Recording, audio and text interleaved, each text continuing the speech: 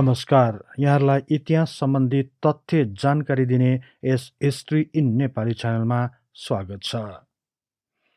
नेपालको इतिहासले धेरै काला दिनहरू समेटेको छ। शक्ति प्राप्त गर्न जस्तो सुकै काण्ड गर्न पनि पछि नपर्ने मानसिकताको कारण नेपालमा यस्ता धेरै घटनाहरू घट्न गएका छन् र ती घटनाहरू आजसम्म पनि रहस्यको गर्भ माने रहनुले पनि भविष्यमा पनि यस्ता घटनाहरू हुन सक्छन् भन्ने सङ्केत गरिरहेको हुन्छ। राजदरबारसँग सम्बन्धित नेपाल इतिहासको सबैभन्दा ठुलो र पहिलो हत्याकाण्डको बारेमा यो कार्यक्रम तयार गरिएको छ। विभिन्न ऐतिहासिक स्रोतहरूको खोज र अध्ययनबाट तयार गरिएको यो उजागरले नेपालको व्यवस्था र राजनीतिलाई छर्लङ्ग पारेको छ। सोही हत्याकाण्डको श्रृङ्खलाको रूपमा सन् 2001मा भएको राजा वीरेन्द्रको वंशनाश हुने गरी भएको राजदरबार हत्याकाण्डलाई पनि लिन सकिन्छ। आउनुहोस् नेपाल तथा विश्व इतिहासको बारे तथ्य तथा प्रामाणिक जानकारी दिने उद्देश्यका साथ इतिहासका विद्यार्थीहरूद्वारा निर्मित यस कार्यक्रमलाई मन पराई लाइक, शेयर र सब्सक्राइब गरिदिनु हुन अनुरोध गर्दै म कार्यक्रम प्रस्तोता सार्थक नेपाल यहाँलाई हार्दिक स्वागत गर्दछु।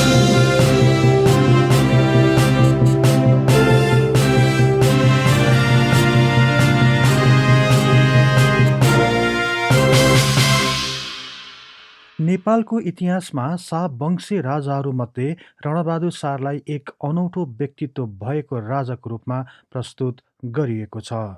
उनमा उचित तथा अनुचित छुट्याउन सक्ने सम्म पनि क्षमता थिएन।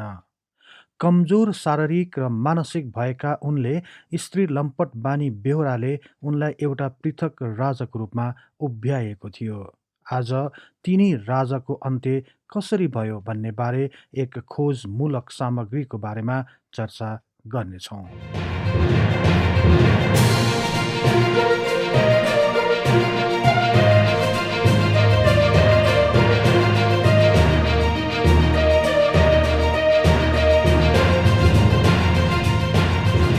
रणबहादुर शाहको जन्म विक्रम सम्वत 1832 असार महिनामा भएको थियो। उनी 2 वर्षको हुँदा नै अर्थात् विक्रम सम्वत 1834को मङ्सिर महिनामा गद्दीमा बसेका थिए। रणबहादुर शाह नाबालकमा नै राजा भएकाले उनको नायबीका रूपमा महारानी राजेन्द्र लक्ष्मीले राजकाज चलाइन्। भारतको बेतियामा रहेका उनका देवर बहादुर शाहलाई बोलाई उनैको सरसल्लाहमा देश चलाउन थालिन्। सुरुमा राम्ररी नै मिलेर राजकाज चलाए पनि पछि देवर र भाउजूबीच सम्बन्ध बिग्रन गयो र महारानी राजेन्द्र लक्ष्मीले बहादुर शाहलाई नजरबन्द गरे। विक्रम सम्वत 1835तिर गुरु गजराज मिश्र बनारसबाट नेपाल आएपछि बहादुर शाहलाई नजरबन्दबाट निकालियो र महारानी राजेन्द्र लक्ष्मीलाई नजरबन्दमा राखी बहादुर शाहले नै नायबीको रूपमा राज्य सञ्चालन गर्न थाले। यसै बेला 24 राज्यहरूले गोर्खामाथि आक्रमण गरेको हुँदा बहादुर शाह गोर्खातिर लागे र यही मौकामा महारानीले जेठा चौतारा मोहद्दम कीर्ति शाहलाई बनारसबाट झिकाई बहादुर शाह बाहिर रहेको मौका पारी आफू नजरबन्दबाट छुटिन् र बहादुर शाहका समर्थकहरूलाई सजाय दिन थालिन्। यो देखेर बहादुर शाह विक्रम सम्वत 1836तिर गोर्खाबाट नै बेतियातिर निर्वासित भए। यसको केही समयपछि जेठा चौतारालाई पनि काशीबास पठाइन् र रानी राजेन्द्र लक्ष्मी सर्वेसर्वा भई राज्य चलाउन थालिन्। विक्रम सम्वत 1843मा महारानी राजेन्द्र लक्ष्मीको क्षयरोगको कारण मृत्यु भयो। उनको मृत्यु पश्चात निर्वासित जीवन बिताइरहेका बहादुर शाह नेपाल आए र राजा रणबहादुर शाहको नायबी भएर नेपालको राज्य सञ्चालन गर्न थाले। यही समयमा नै बहादुर शाहले नेपालको भूमिलाई विशाल बनाएका थिए। विक्रम सम्वत 1851तिर राजा रणबहादुर शाह 18 वर्ष पुगेकाले बहादुर शाहलाई नायबीबाट हटाई राज्यको सम्पूर्ण अधिकार आफ्नो हातमा लिए। अनुभवहीन राजाको रूपमा रणबहादुर शाहले राजकाज चलाउन थाले। यसै क्रममा जेठा छोरा रणधोत शाह हुँदाहुँदै रानी कान्तिवती देवीको छोरा गिरवाण वीर विक्रम शाहको राज्याभिषेक गराएर विक्रम सम्वत 1855मा रणबहादुर शाह राजपाट त्यागी सन्यास ग्रहण गरे। तर रानी कान्तिवतीको विफरको कारण मृत्यु भएपछि रणबहादुर शाहले राजधानीमा वितण्डा मच्चाउन थाले। यसरी आक्रान्तको स्थिति भएपछि नुवाकोटमा रहेका राजा गिरवाण युद्धवीर विक्रम शाह एक ठूलो फौजको साथ राजधानी आइरहेको सुनेपछि रणबहादुर शाह विक्रम सम्वत 1857 जेठ 7 गते भीमसेन थापा, दलभञ्जन पाण्डे, बाल नरसिंह कुँवरका साथ काशीतिर प्रस्थान गरे। काशीमा पनि रणबहादुरको शाही ठाटमा केही कमी आएन र खर्च धान्न धेरै दौ पर्यो। त्यहाँ पनि राम्ररी बस्न नसकेपछि उनी नेपाल फर्कने विचार गरी विक्रम सम्वत 1860मा आफ्ना दल बलसहित स्वदेश फर्किए। उनलाई नेपाल आउन नदिन दामोदर पाण्डे र नरसिंह गुरुङ थानकोटतिर लागे। भेटघाटको क्रममा दामोदर पाण्डेसँग गएका फौजहरू सबै रणबहादुर शाह तिरै लागे र आफ्नै फौजले दामोदर पाण्डेलाई पक्रिए र उनीसहित अन्य 5 जनालाई देशद्रोह लागेको आरोपमा मारिदिए र बाँचेकाहरू मुलुकबाट भागे। राजधानी फर्केपछि नायब बनेका महारानी राजराजेश्वरलाई बन्दी बनाई दण्डस्वरूप उपत्यका बाहिर हेलम्बु पठाए। यसरी विक्रम सम्वत 1862मा आफ्नै छोरा गिरवाण वीर विक्रम शाहदेवको मुख्तियार भएर राज्य सञ्चालन गर्न थाले। सो समयमा राज्यको खजान्चीको रूपमा त्रिभुवन खवासले काम गर्दै आएका थिए। तर रणबहादुर शाह मुख्तियार भएको 20 दिनपछि नै उनलाई हटाएर उदयगिरीलाई खजान्ची बनाए। उदयगिरी भारतका उदयपुरका राजा उदय सिंह थिए। उनी पनि जोगी भई बनारसमा बस्दा रणबहादुर शाहसँग घनिष्ठ मित्र भए। रणबहादुर शाहका ऋणहरू उनीले तिरिदिएर ठूलो सहयोग गरेका थिए। यही कारण रणबहादुर शाहले उनलाई नै राज्यको खजान्चीको रूपमा नियुक्ति गरेका थिए। उनी खजान्ची भएपछि पहिलेको सम्पूर्ण हिसाब किताबहरू हेर्ने र मासिएको धन फिर्ता गर्ने कुरा चल्यो। काजी त्रिभुवन खवासले सुवर्णप्रभाको नायबी कालमा कीर्तिपुरमा अङ्ग्रेज दूतावास निर्माणका क्रममा नेपालको राज्यकोषबाट छुट्याएको 18,000 रुपैयाँदेखि भ्रष्टाचार गरेको कुरा खुल्यो र यही क्रममा खजान्ची त्रिभुवन खवास दोषी रहेको आरोप लगाइयो। यसदेखि बाहेक पनि उनलाई अङ्ग्रेजसँगको सन्धिमा हस्ताक्षर गरेको, अङ्ग्रेजलाई कीर्तिपुरमा व्यापारिक कोठी खोल्न दिएको जस्ता आरोप लगाएर सर्वस्व हरण गरी कैद गरियो। यही आरोपमा उनी दोषी रहेको ठहर गरी उनलाई विष्णुमती नदीको किनारामा काट्न लगियो। तर उनले यस अपराधमा अरूको पनि संलग्न भएकाले उचित छानबिनका लागि अनुरोध गरी रणबहादुर समक्ष बिन्ती पत्र पठाए। सोही बिन्ती पत्रको आधारमा मुख्तियार रणबहादुर शाहले विक्रम सम्वत 1863 वैशाख 14 गते साँझ त्रिभुवन खवासकै घरमा भारदारी कचहरी बोलाउन लगायो। त्यहाँ सारा भारदारहरू साँझको समयमा आदेश अनुसार भेला भए। अभियुक्त त्रिभुवन खवास सहित नरसिंह शाह तथा अन्य भारदारहरू पनि उपस्थित भए। मुख्तियार रणबहादुर शाहका अर्को आमाका छोरा अर्थात् उनका आफ्नै भाइ शेरबहादुर शाहलाई पनि बोलाउन पठाए। आउन नमाने पक्रिएर ल्याउनु भन्ने आदेश दिए। सो कचहरीमा भीमसेन थापा, प्राण शाह, पण्डित रङ्गनाथ पौडेल, काजी रञ्जित पाण्डे, रणधोज थापा, नरसिंह गुरुङ, दलभञ्जन पाण्डे, बाल नरसिंह कुँवर आदि भारदार तथा अङ्गरक्षकहरू उपस्थित थिए। सबै भारदारहरू उपस्थित भएपछि मुख्तियार रणबहादुर शाहले कचहरीमा बसेका शेरबहादुर शाह र नरसिंह गुरुङलाई हप्काउँदै भने, काजी त्रिभुवन खवासले रुपियाँ मासेकोमा तिमीहरू सबैले मिलेर मासेका हौ। यो रुपियाँ लिएर कुन बैरी हरायो, कुन देश जित्यो? मलाई लखेट्नका लागि तिमीहरूले यो धन उडायो। मलाई उतै राख्नको लागि कीर्तिपुरमा अङ्ग्रेजलाई कोठी राख्न तजबिज गर्यो। तिमीहरूले बिराएको हो कि होइनौ? शेरबहादुर शाह डरले हो या अन्य कारणले हो सुरुमै 2 पटक पानी पिउन निस्किएका थिए। उनले थरथर काम्दै यो बात मलाई पनि लाग्छ कि भन्ने प्रश्न गर्दा रणबहादुर शाहबाट लाग्छ भन्ने जवाफ पाए।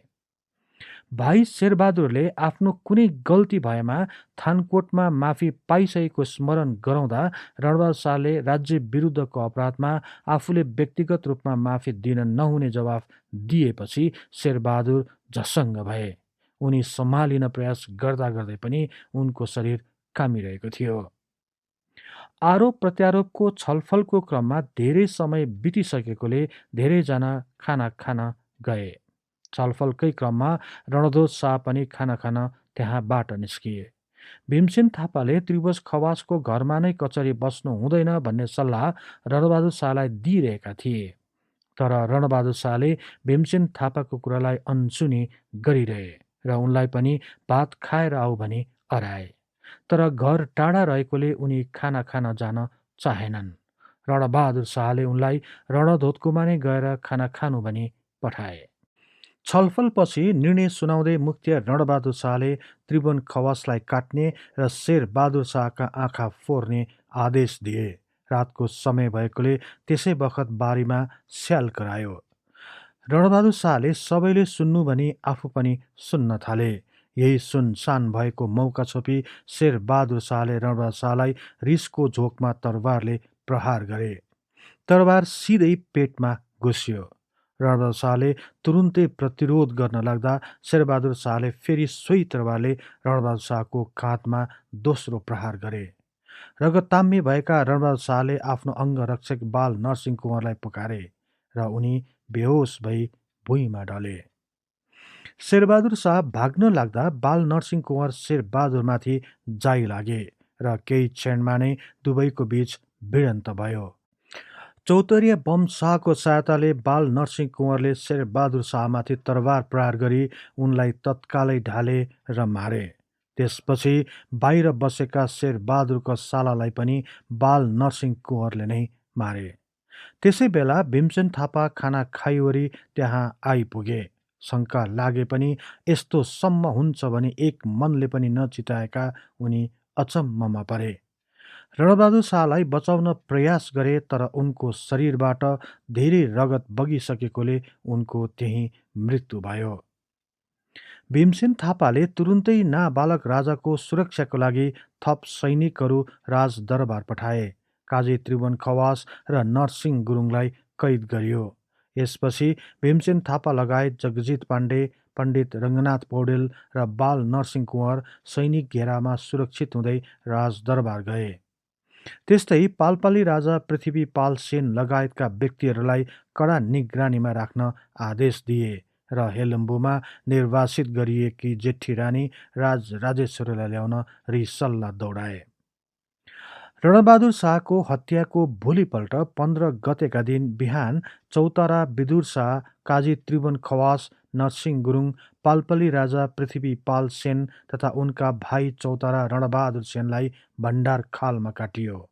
रणबहादुर शाहको हत्या भएको तेस्रो दिन खजान्ची जगत खवास लगायत शेरबहादुर शाहका सन्तानहरू समेत 13 जना विष्णुमती नदीको किनारमा निर्ममतापूर्वक काटिए। पालपाली राजाका 18 जना अङ्गरक्षक र 17 जना सन्तानहरू पनि काटिए। यस प्रकार यस काण्डमा 77 जनाको हत्या गरियो। हेलम्बुबाट राजेश्वरीलाई झुक्काएर ल्याइयो र साखुको साली नदीमा सती जान बाध्य गरिएकाले हत्याको 9 दिनका दिन 14 जना सुसारेसहित रानी सती गइन्। हत्याको 15औं दिनमा रणबहादुर शाहकी काशीकी एक भित्रिनी पनि सती गइन्। यस प्रकार रणबहादुर शाहको हत्याकाण्डमा काटिएका र सती गएका गरी जम्मा 93 जना मानिसहरूको ज्यान गयो।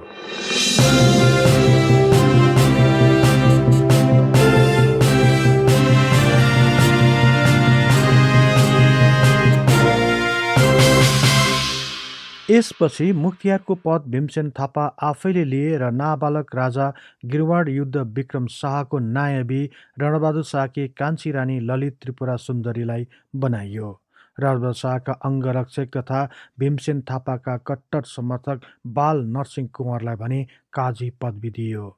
बाल नरसिंह कुँवरको बारेमा यहाँलाई जानकारी गराइहालौँ।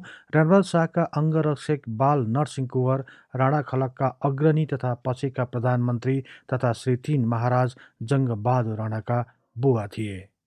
यस प्रकार रणबहादुर शाहको अन्त्यसँगै एउटा युगको पनि अन्त्य भयो र भीमसेन थापाको नयाँ युगको शुभारम्भ भयो।